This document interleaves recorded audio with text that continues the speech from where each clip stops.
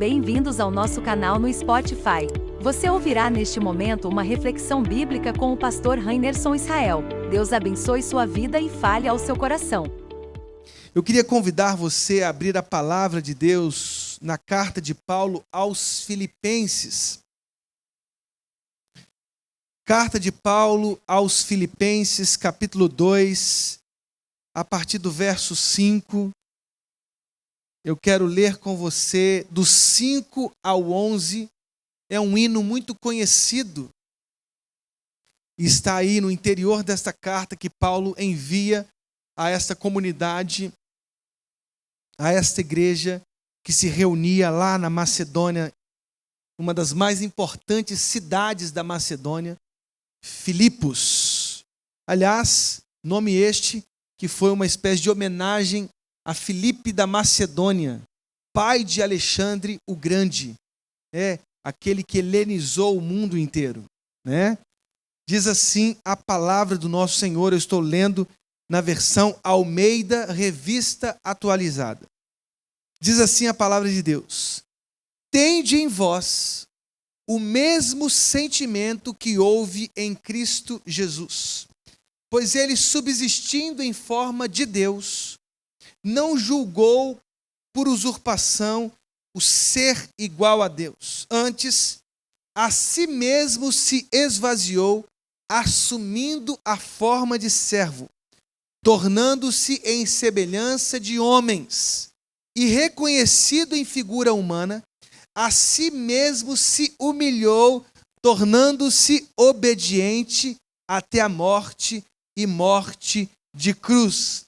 Pelo que também Deus o exaltou sobremaneira e lhe deu o nome que está acima de todo nome, para que ao nome de Jesus se dobre todo joelho nos céus, na terra e debaixo da terra, e toda língua confesse que Jesus Cristo é o Senhor, para a glória de Deus Pai. Amém? Nós poderíamos encerrar o culto agora. Que hino extraordinário! Paulo escreve esta carta a esta comunidade tão amada e relembra este hino já cantado nas liturgias antigas das primeiras igrejas de Jesus. Feche os seus olhos nesse momento, nós vamos falar com o Senhor. Deus, muito obrigado por esta noite tão especial que nós estamos tendo aqui na tua casa. Como é bom, ó Deus, juntos, ó Deus, como irmãos, como filhos teus, estarmos aqui diante da tua glória, podendo elevar o nosso louvor ao Senhor. E também, Senhor, nós estamos aqui porque queremos ouvir a tua palavra através da exposição. Queremos ouvir a tua voz, Senhor, através da exposição da tua escritura. Senhor, fala conosco. Derrama a tua glória sobre as nossas vidas. Que os nossos corações saiam daqui cheios da tua glória, cheios do teu poder, cheios da tua palavra. É o que nós te pedimos, Senhor, no nome de Jesus. Amém e amém. Amém, irmãos? Paulo escreve esta preciosa carta a uma comunidade muito especial. Muito especial. Esta é uma carta que Paulo escreve na prisão. Paulo está preso. Ele menciona algumas vezes as algemas, o pretório romano, a guarda pretoriana, a casa de César. São menções muito claras a respeito da sua prisão. Existem algumas teorias de qual prisão era esta, em que Paulo estava escrevendo esta carta. Alguns dizem que foi a prisão em Éfeso, mas nós não temos em Atos dos Apóstolos, nos capítulos 19 e 20, nenhuma menção de que Paulo esteve preso em Éfeso. Talvez a prisão em Cesareia. Aí nós tivemos sim, inclusive em Atos dos Apóstolos, nós temos uma prisão de Paulo em Cesareia.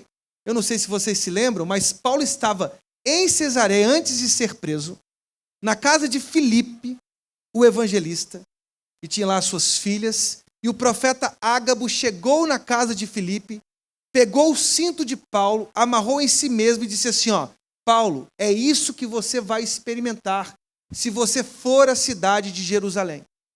Paulo diz, eu estou disposto não só a ser preso pelo Evangelho, eu estou disposto a morrer pelo Evangelho de Cristo.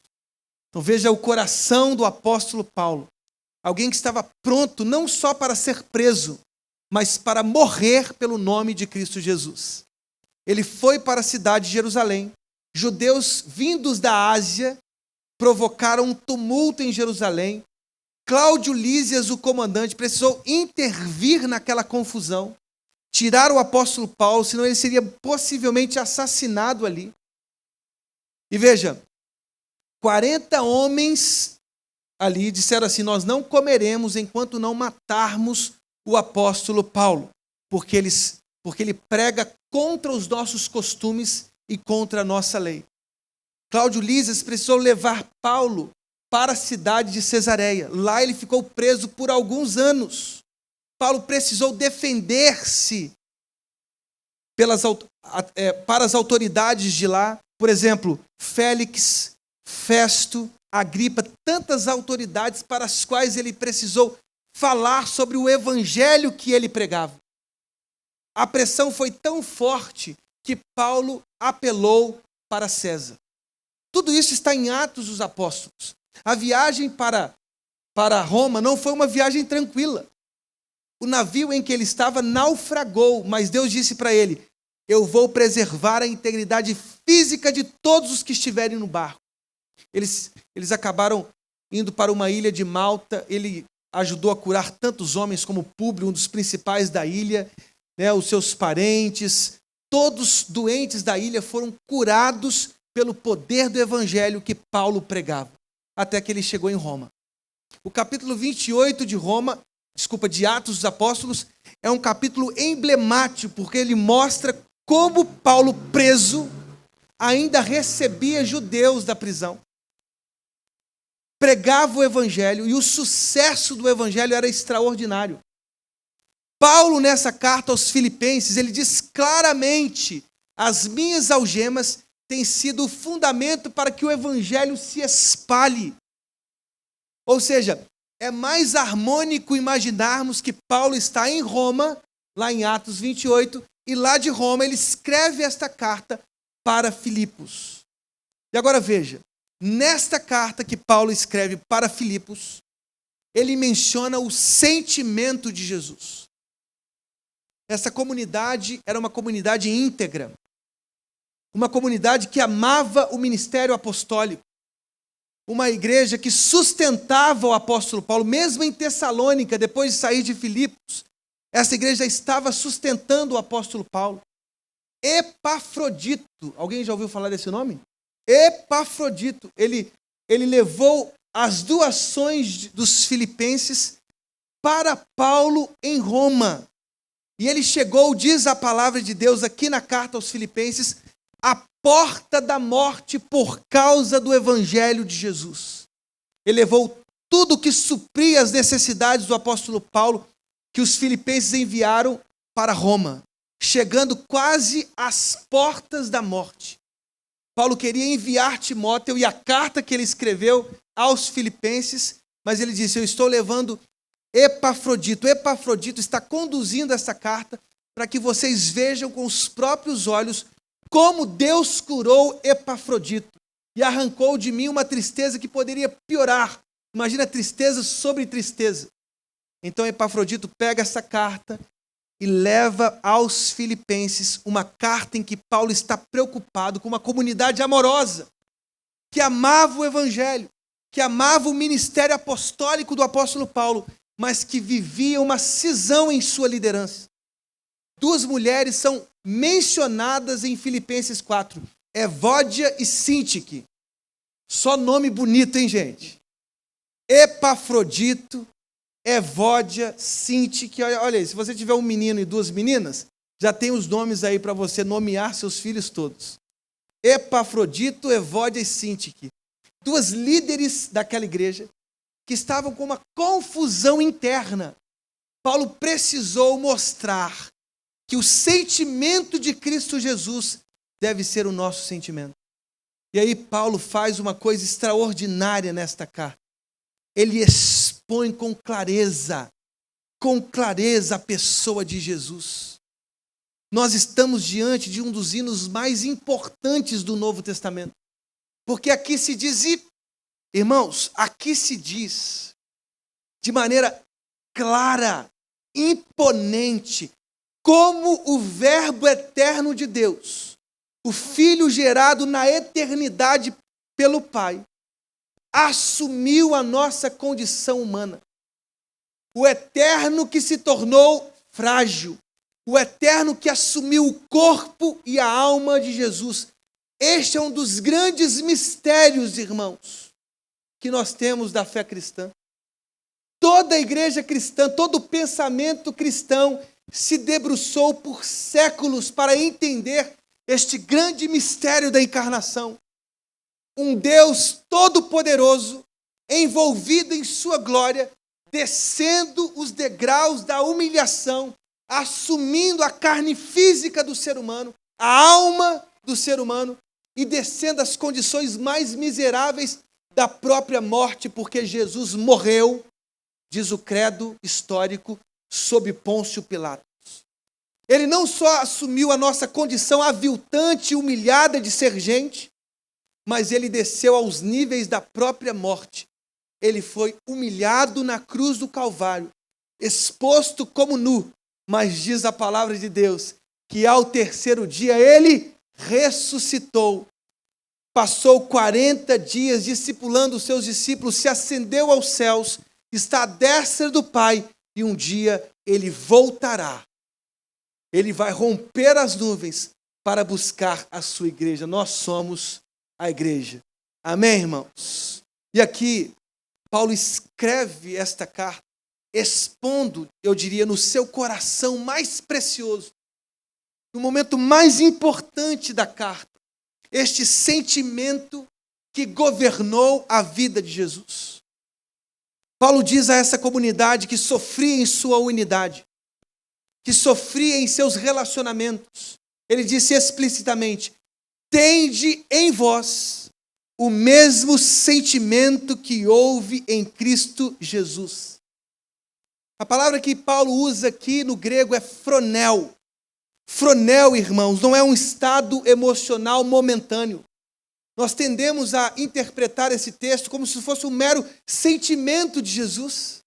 Fronel é muito mais profundo do que um estado emocional momentâneo de Jesus. Não, é uma orientação de vida, é uma mentalidade moldada, é uma atitude refletida, pensada. Paulo está dizendo, vocês crentes em Filipos e também aqui em Itaipava, que essa carta foi escrita para a gente, amém, irmãos? Toda a palavra de Deus é eterna, ela nunca fica para trás, ela sempre está atualizada para a glória de Cristo Jesus, amém? Você não precisa atualizar, você precisa se atualizar lendo a palavra de Deus, amém, irmãos? Paulo está dizendo o seguinte, vocês crentes precisam ter a mesma mentalidade moldada, refletida, pensada de Jesus. Irmãos, quantos sentimentos às vezes governam as nossas emoções? Quantas vezes nós nos deixamos levar pela ansiedade? Quantas vezes nos deixamos levar pelos medos? Paulo está dizendo, o que está governando a sua alma, Filipenses? Quais são os sentimentos que são a bússola que conduz, que orienta a sua decisão? Irmãos, Paulo está dizendo claramente, vocês precisam ter a mesma mentalidade moldada, porque Jesus, subsistindo em forma de Deus, preste bem atenção nisso, não julgou como usurpação o ser igual a Deus. Ou seja, não era algo a que ele deveria estar agarrado. Cristo tinha uma mentalidade tão sabiamente moldada pela sua onisciência, onipresença, onipotência, que as vaidades, entre aspas, por favor, entre aspas, de um possível status do trono, não governaram a sua alma. Ele poderia se agarrar ao seu trono, ele poderia se agarrar à exaltação que ele merecia e merece. uma adoração que lhe é devida, mas ele disse: não, eu vou me sujeitar à condição humana. Não julgou como usurpação o ser igual a Deus. Irmãos, quantas pessoas que são governadas pelo status, quantos pais de família que perdem o seu caráter, perdem a sua alma, perdem seus filhos, perdem o seu casamento, perdem tudo, porque estão governados pelo status, pelo poder, pelas negociações. Cristo não se agarrou a este lugar exaltado, ao contrário, perceba o contraste. Ele não se agarrou ao seu estado de exaltação. Ele diz, a palavra diz, subsistindo em forma de Deus, não julgou como usurpação o ser igual a Deus. Antes, a si mesmo se esvaziou. A palavra grega que Paulo usa aqui é ekenosen. É um esvaziamento, é tornar-se absolutamente sem status. O que governa a sua alma? O que governa o seu coração? Quantas pessoas governadas pelo tênis que ele usa, pelo relógio que ele usa, pelo carro que ele tem, pela casa de veraneio que ele tem, pelo helicóptero que ele acabou de comprar. E o Brasil está viciado em programas de treinamento, em que normalmente esses treinadores chegam de helicóptero, entram com um carro importado e dão palestras de como ser rico. Nada contra você ser uma pessoa bem-sucedida. Ao contrário, eu quero que você tenha muito sucesso. Mas será que você vive por causa disso? Será que todos os seus sonhos são governados por essa ganância? Quantas pessoas que entram em negócios arriscados, que jogam em lugares arriscados, que investem em lugares arriscados porque foram seduzidos pela serpente, porque de um dia para outro quiseram se tornar ricos, cheios de status, cheio de poder, cheio de influência. Jesus está dizendo, aliás, Paulo está dizendo sobre Jesus, ele se esvaziou.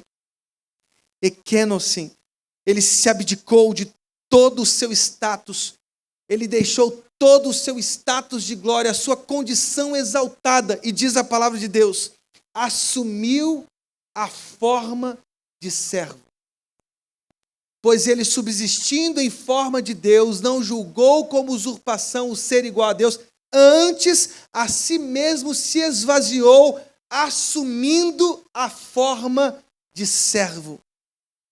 Paulo usa uma palavra muito importante para a teologia do Novo Testamento, doulos.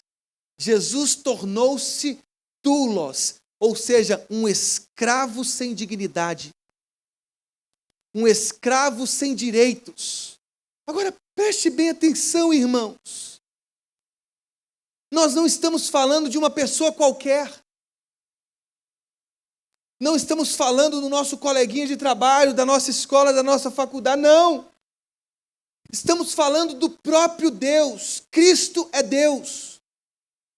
Ele deixou o seu lugar de exaltação, esvaziou-se, perdendo absolutamente toda a possibilidade do status, não a divindade, para se assemelhar a servos, aos piores servos, que eram responsáveis por limpar os pés daqueles que dividiam as estradas antigas com os animais. Esse Deus tornou-se servo.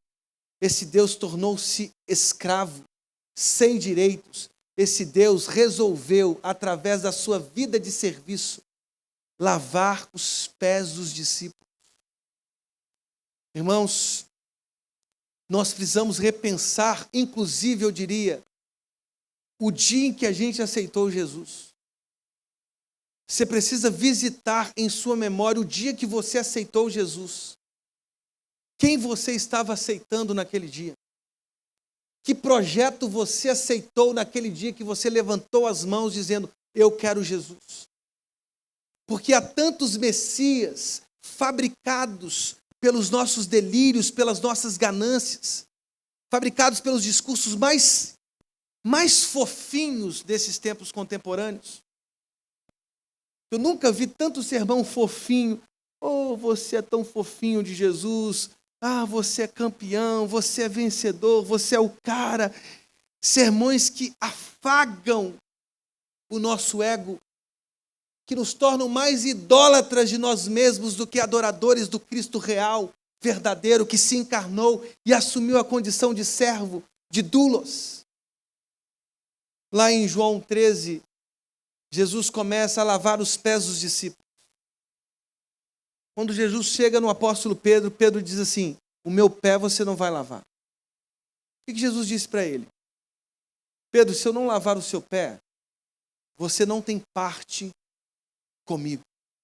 Cristo era radical quando o assunto era o seu projeto messiânico. Num outro encontro que Jesus tem com os discípulos, ele pergunta aos discípulos, o que eles estão dizendo sobre mim? Quem eu sou para eles? Uns dizem Elias, outros João Batista, outros algum dos profetas. Tudo bem, e vocês? Pedro disse, tu és o Cristo, o Filho do Deus vivo. Nossa, Pedro, você é uma pedra, hein? Essa palavra sua, o seu comportamento, o que você disse, este é o fundamento que eu quero construir, sobre o qual eu quero construir a igreja. Um pouquinho depois, Cristo diz assim, gente, mas eu serei humilhado em Jerusalém. Eles vão cuspir em mim. Eu serei entregue aos gentios. Pedro disse assim, não vamos fazer isso não. Eu estou indo para Jerusalém porque eu sei que de lá eu vou para Roma. Nós vamos assumir os principais lugares, ocupar o status senatorial de Roma. Nós seremos aplaudidos, Jesus. Eles vão fazer uma publicação nossa no feed do nosso Instagram, vai bombar as curtidas. O nosso canal, Jesus, no YouTube, vão ter milhões e milhões de visualizações. Não, Jesus, não é esse o projeto? Não era para eu ser um youtuber famoso em Roma, em Corinto? Tirar onda nas praias?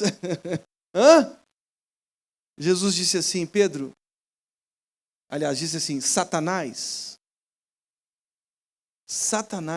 opositor, você não está entendendo o meu projeto. Ele sempre foi radical quando o que ele estava dissertando, falando, era sobre a sua messianidade. Muitos diziam, eu quero seguir o Senhor Jesus. Ok, eu não tenho onde reclinar a cabeça. As raposas têm, as aves também têm. Senhor, eu vou te seguir, mas deixa eu enterrar os mortos. Então deixa os mortos enterrarem os próprios mortos. Quer me seguir? Pegue a sua cruz e venha. Venha porque eu estou indo morrer. Quer me seguir? Venha morrer comigo. Porque sempre o reino de Deus foi um convite para que você morra junto com Jesus. Irmãos, isso é muito sério. Jesus tornou-se um servo que lavou os pés dos discípulos. Pedro, ele devia estar pensando assim, bem, se esse aí está lavando os meus pés e ele é o nosso mestre, o que será que eu tenho que fazer? Ele estava preocupado. Jesus disse claramente, se você não aceitar isso, Pedro, você não tem parte comigo, porque o meu projeto é esse. Os discípulos discutiam qual seria o maior, quem teria o melhor lugar. Jesus estava dizendo, eu vou morrer, eu serei humilhado, eu serei aviltado. Quando você entregou, essa é uma pergunta importante, quando você entregou o seu coração a Jesus, quando você levantou a mão lá no apelo que o pastor fez, para quem você estava entregando o seu coração? Para um Cristo ficcional, construído por aqueles que querem afagar o seu ego, ou para o Cristo que te convida a morrer todos os dias, porque só morrendo você vai receber a vida. Quer ganhar vida? Você precisa perder a sua vida. Quer perder a sua vida? Tente ganhar. O reino de Deus é isso, irmãos. É esta radicalidade. Ele se esvaziou e tornou-se um servo, um escravo sem direitos. Este é o hino que trata sobre a pessoa de Jesus. E reconhecido em figura humana, diz o texto, a si mesmo se humilhou. Essa palavra grega é humilhou. rebaixou voluntariamente, assumiu. Foi uma condição auto-assumida, ou seja, ele se baixou ao ponto de estar no chão, rebaixado, sem status nenhum. Você consegue entender o projeto de Jesus? Ele tinha toda a glória. Ele era exaltado pelo coral de anjos, milhares e milhares de anjos, milhões e milhões de anjos, sempre exaltando. Ele deixou essa glória, ele deixou esse status, ele desceu todos os degraus para estar no chão, sem nenhum status. Mas, pastor, eu pensei que se eu fosse ministro aqui da igreja, as pessoas iam me reconhecer, elas iam me aplaudir, o meu nome ia estar nas paredes, a minha foto. Pois é, você pensou errado. Este não é o reino de Deus. Este é o reino que você acreditou construir. Você foi enganado, a serpente te enganou. E traiçoeiramente ela usou às vezes um pregador. Porque a palavra de Deus sempre nos ensinou a seguir o Cristo exposto pela palavra de Deus. Irmãos, quando Jesus estava no horto da aflição, ele fez uma oração muito sincera. Ali a gente vê como as duas naturezas de Jesus estavam de fato unidas e não confundidas. Ali nós temos a vontade humana de Jesus. A vontade humana. Ele disse assim: Senhor, se possível, passe de mim este cálice. Veja a sua humanidade gritando, a sua alma gritando. Ele estava lá no clímax, no pico da sua dor, da sua angústia. Ele estava sendo pisoteado pelas traições, pela negação, pelos escárnios, pela violência física, psíquica, emocional. Sua alma estava gritando, o seu corpo estava gritando. Lucas, que era um médico, ele conseguiu capturar uma cena interessante. O seu suor converteu-se em sangue. Você consegue entender a tensão física, psíquica, emocional que Jesus enfrentava do horto até a cruz, aliás, do seu nascimento até a cruz? Porque do nascimento até a sua morte, a sua condição sempre foi vicária. Ele sempre morreu todos os dias. Lá no abismo da sua dor, ele disse assim: Senhor, passe de mim este cálice. Consegue ver a humanidade de Jesus gritando? Passe de mim essa dor violenta, agressiva, eu não estou suportando, a minha humanidade está gritando. Máximo, o confessor, um dos pais da igreja, disse que a vontade humana de Jesus se curvou à sua vontade divina. Porque a oração de Cristo ela é completada. Ele disse: passe de mim este cálice, mas que não seja feita a minha vontade, mas a tua vontade. Uma vez eu vi uma pessoa orando assim: Senhor, eu te ordeno. Falei, meu Deus do céu, interne essa pessoa. Dê remédio para essa pessoa. Ela está doente em suas emoções. Desde criança, muito provavelmente, ela não respeitou pai e mãe. Ela não respeitou o professor. Ela não respeitou o policial militar. Ela não respeitou hierarquia nenhuma. Ela não entendeu e agora ela está mandando em Deus. Uma pessoa que está mandando em Deus tem que ser internada. Uma pessoa orando assim: Deus, eu te ordeno. Sendo que Jesus, na sua pior aflição, disse: passe de mim este cálice, mas que não seja feita a minha vontade, mas a tua vontade. Se a sua oração não for a oração de Jesus, a sua oração foi fabricada pelo seu próprio ego. Irmãos, nós temos que viver a vontade de Deus. Nós precisamos experimentar as nossas próprias vontades, se curvando à vontade de Deus, ao amor de Deus, aos sonhos de Deus, aos projetos de Deus para as nossas vidas. Ele se humilhou e veja, os degraus de sua humilhação foram ainda mais radicais, foram ainda mais profundos, tornando-se obediente até a morte e morte de cruz. Ou seja, ele não só assumiu o corpo e a alma do homem, que já era uma condição degenerada, humilhante. Não, ele desceu os degraus ao ponto de experimentar a morte mais dolorosa do seu tempo. Imagine o que é ser exposto nu na cruz do Calvário com pregos atravessados no seu corpo. Ele admitiu isso, ele assumiu isso, ele não foi pego de surpresa. Ele sabia disso. Ele morreu por nós, irmão. Ele se tornou um servo, um doulos, um escravo sem direitos por nós. Ele viveu uma vida extraordinária e, ao mesmo tempo, uma vida marcada pelo sofrimento e pela dor. Por isso ele é chamado, pelas próprias profecias de Isaías, de servo sofredor, porque ele trouxe em seu corpo os nossos próprios sofrimentos. Pelas suas pisaduras fomos sarados. O castigo que nos traz a paz estava sobre ele. Homem de dores, de aflições, ele foi obediente. E essa obediência no grego é uma obediência radical.